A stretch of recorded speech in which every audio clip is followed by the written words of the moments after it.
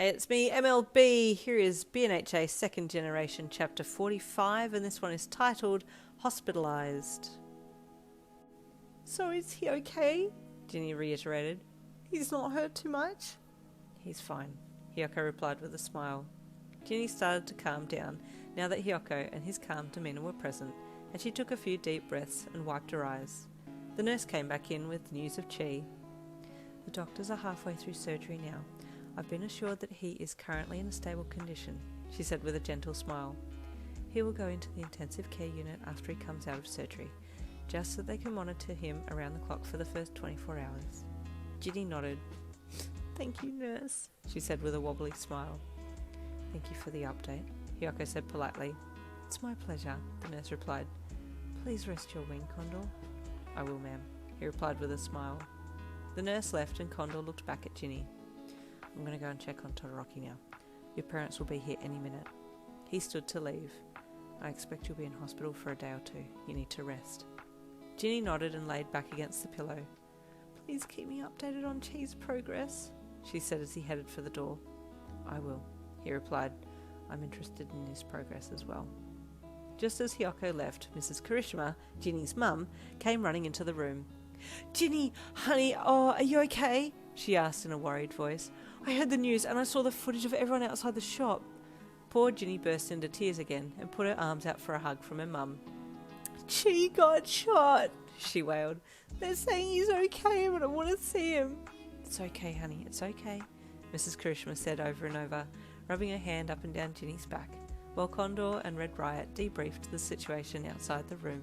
The boys took a lot more hits than your daughter did, Hiyoko said to the sturdy-built hero. Bakugou took a bullet for her, so she's more shaken about that than anything else.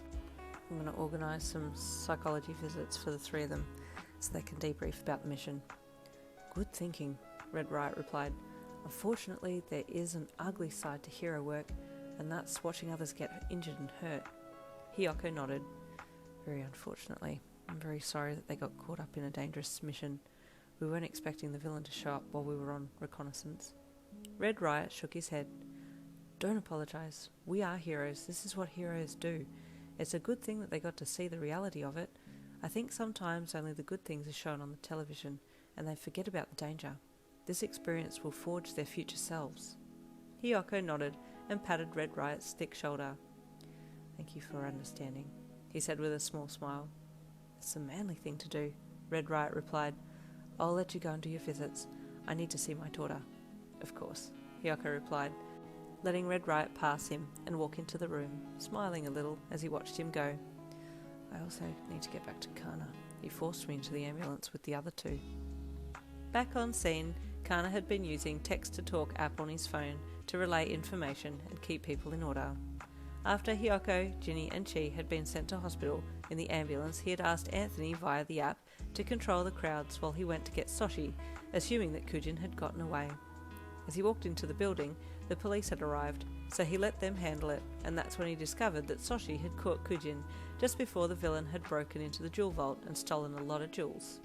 He quickly ushered the paramedics in to get the unconscious student and take him to the hospital. Then he updated Hiyoko on the latest findings and set about detailing the police about the incident and how everything had unfolded. The whole time that he was working with the police, Anthony had kept people away and helped set up barricades so that the shop could be dusted down for fingerprints, etc. As the news helicopters caught wind of the story, the area became a hive of activity, paparazzi zooming in from all directions to try and get some footage. Brian had just gotten home that day to get ready for his and Anthony's anniversary dinner when he found that his boyfriend wasn't there.